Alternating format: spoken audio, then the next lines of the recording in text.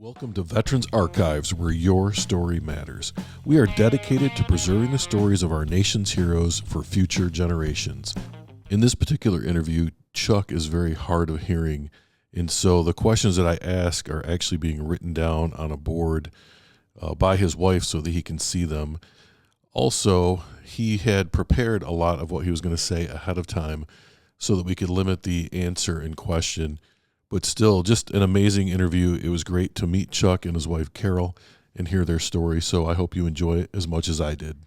Good afternoon. Today is Thursday, February 6th, 2025. We're talking with Chuck Schroeder, who served in the United States Army. So, good afternoon, Chuck. Thank you. I'd like to start with a very nice coincidence. I'm reading from the Daily Chronicle, which is like a newspaper that's provided every day for people here at the Michigan Vets Home. The Daily Chronicle had this to say: "Today is Optimist Day. This day is dedicated to building and sustaining a positive future. On this day, various optimist organizations spread positively by offering programs that develop leadership skills and creativity." Okay, in a few minutes, I'll get back to optimism. All right. On the other side of this sheet that is called the Daily Chronicle, there's an interesting thing especially for men. I've heard of Zsa Zsa Gabor as being a sex symbol before, but I've never had the pleasure of seeing in one of her performances. All right. This lady, Zsa Zsa Gabor, is pictured on the Daily Chronicle, and she's beautiful. And it says she married 9 times and had 1 daughter.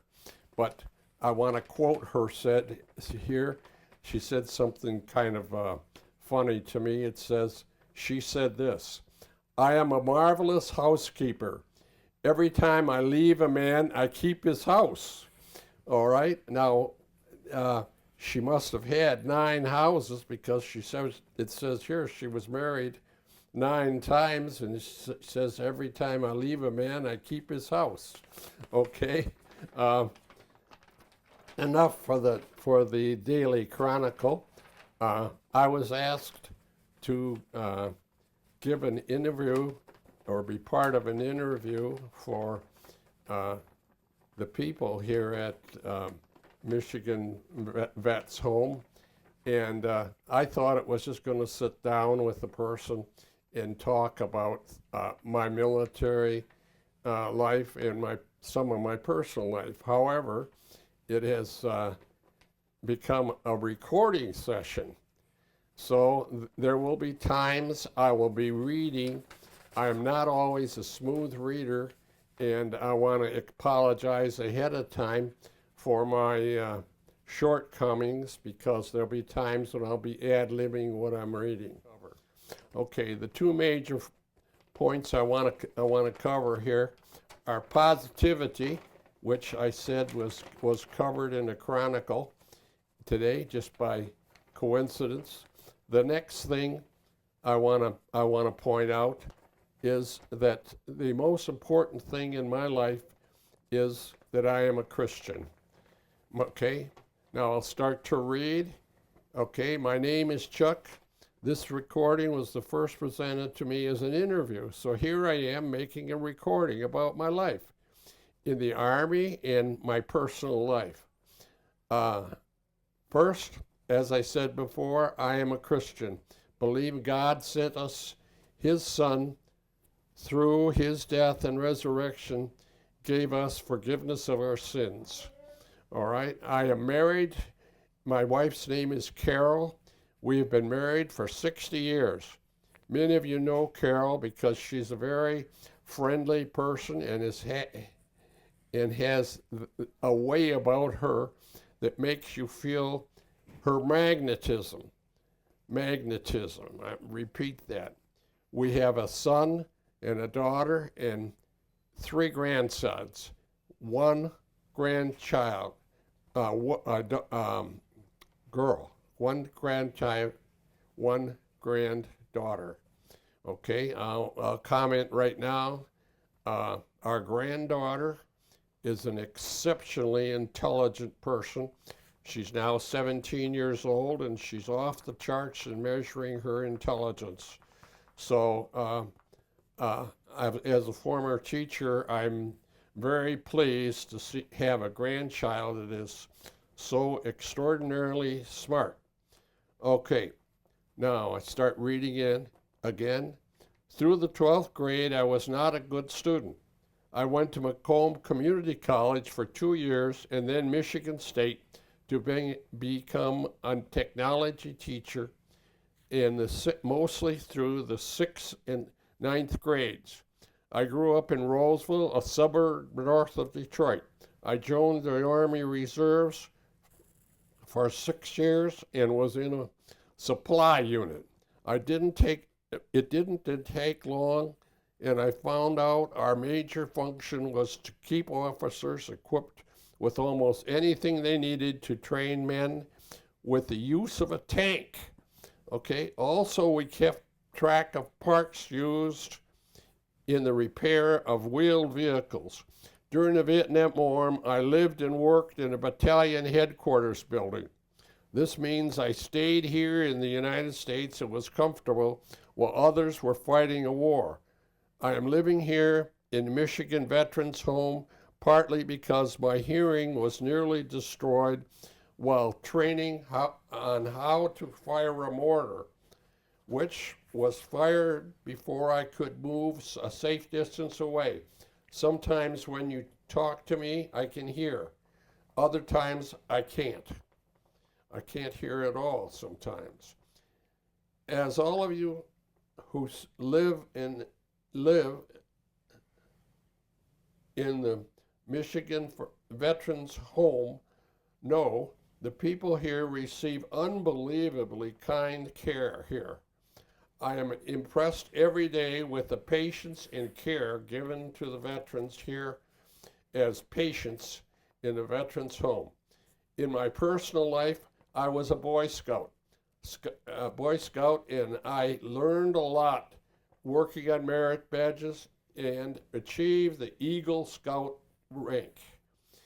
We went on many campouts, winter and summer, and my father was a Scout leader. My friend from Scouts and I rode our bikes from Roseville to Camp Rotary, which was a long ways away. Later, our son Paul and I were active in Indian Guides, and later was his Pueblo leader in Boy Scouts.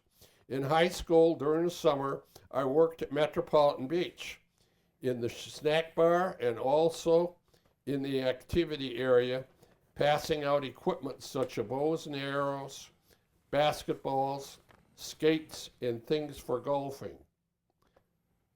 In college, I worked in Birmingham for the DPW, cutting grass and general maintenance, even digging graves in the local cemetery. This job paid for my college. One time in the summer, working in Birmingham, I paid for a year of my college education. Okay. Let me go on here. We built a recreation room on our home right near Rochester, so when our children were older, we would have a place for them to be with their friends and have parties, and we would know where they are. I built a chess and checker table. We had a dartboard and a pool table and good sized backyard. Also, I built decks and a patio both in the front and back of my house, and I built a red barn to keep my first boat in.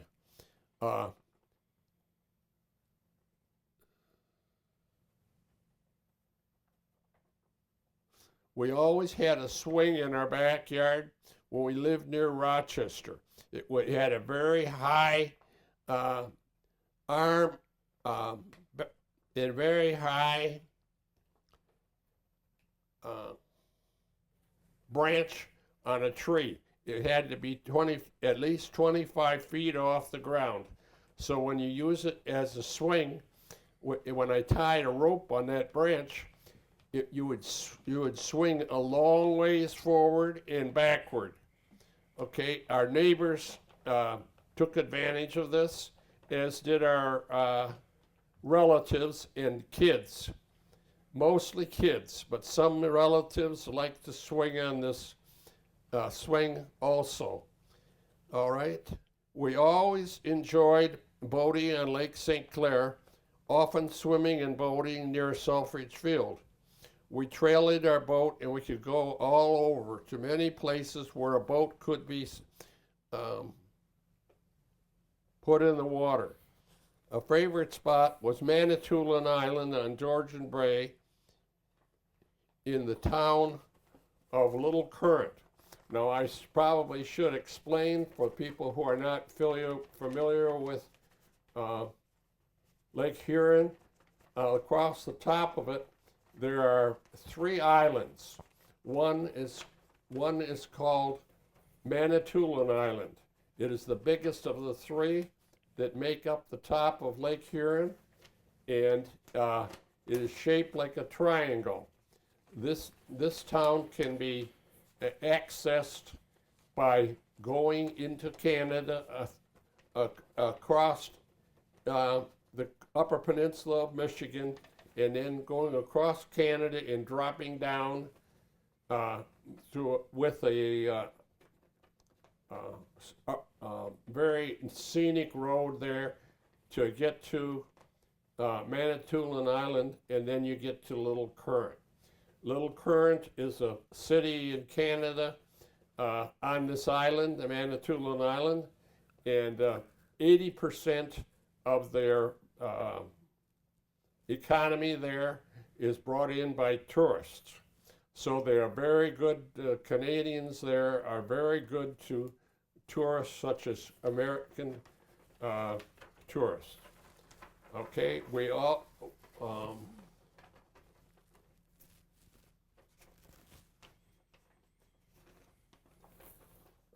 okay, there were many interesting places to boat in Canada, like Gore Bay, which put on a summer theater with the people from the town as the actors. Now, their presentations on a stage were very funny, so they attracted a lot of people to sell out audiences. The pool was a great but difficult to boat to. It was surrounded by cliffs. It was no electricity. It is just beautiful. Now I should explain that the pool was a body of water you could go to from the top of Lake Huron. Okay, we always camped. One special trip with the family was out west to some national parks, including Yellowstone, Devil's Tower, Zion, Bryce, and Grand Canyon. For our 5th anniversary, we took the family, including both kids and their kids, to Alaska and Denali, and cruised back from Canada to Vancouver. Vancouver, if you don't know much about geography, it's a city on the western side of Canada. And we took a cruise ship from Alaska down to that city. It was a wonderful trip. Okay, I ushered at my church for many years until my hearing was so bad that I couldn't deal with talking and hearing people. I started teaching as a teacher at Lakeshore School District. Okay, later I taught for 24 years at Grosse Pointe. I enjoyed students and watching them grow as they learned.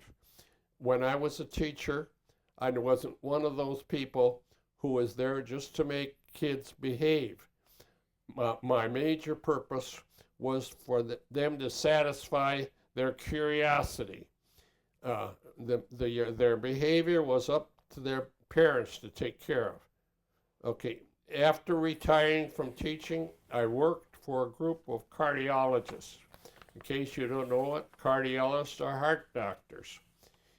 In West Bloom, I worked with them in West Bloomfield for 15 years after retiring from teaching. I enjoyed working there for a man named Joe. He was 2 years older than my son, so we got along well. We made fun out of the work projects that we had to take care of. Now, I want to mention one of my favorite hobbies was owning a 1931 Model A car. I always was fascinated by them, and after watching for the ones that were for sale on the internet, I saw one that just took my eye. So I went to the west side of what was the name of that west side? What was that state? My brain doesn't give me the name of the state right now. Where is Kansas? Anyway, it was below Kansas City. Okay, it took us 12 hours to drive there, and what I did was I hooked up a car carrying trailer here near Rochester, and my son and I drove to almost Kansas City. Took us 12 hours to get there. The man there lived in a beautiful home. He had a driveway which had a gate, and he was a man of means. At the top of his curved driveway, there was a plateau where you could look out long ways and see the area. You could see the farms and so on. However, this I want to get to is my Model A, which I bought from him. It has been completely revamped inside with modern materials. The seats, the floor, the sides, everything was modern materials in the same colors in which Ford built the car. Okay, outside it was repainted the same color it was originally painted.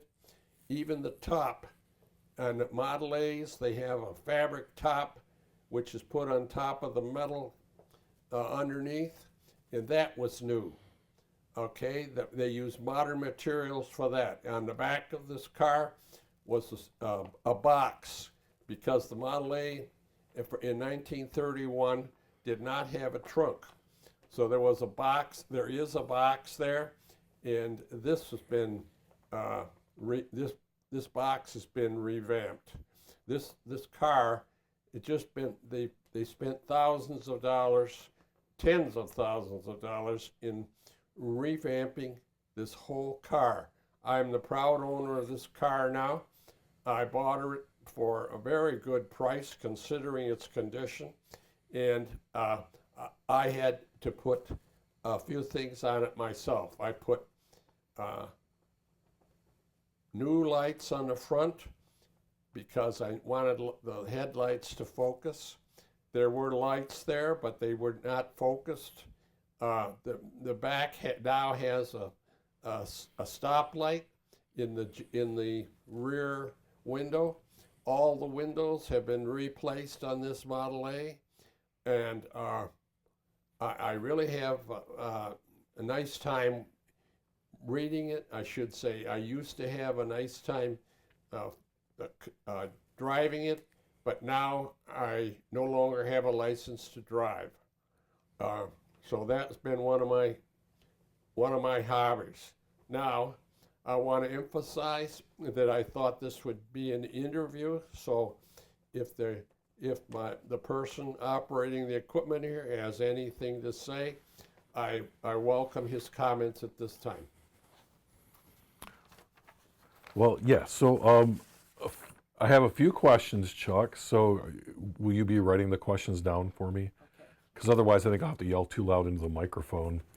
For our listeners, Chuck has trouble hearing, so his wife is here and she's helping do the whole interview process with us. Chuck, my first question is, why did you join the Army Reserve? It's being written so I can read it. The question is, why did I join the Army Reserve? Okay. After spending an abnormal time after I graduated from high school on the junior college and college, I spent, I think it was 6 years. So I wanted to get my obligation to the armed services over with. And at that time, there was a rule that everybody over 18 had to be in one of the armed services. So at some time, so I wanted to get that as brief as possible. So I went and joined a reserve unit where I had to spend 6 months on active duty, and then after that, I had to go every week to meetings. And when the Vietnam War broke out, I almost was sent on active duty as a corpsman. So Carol's at writing a question down right now.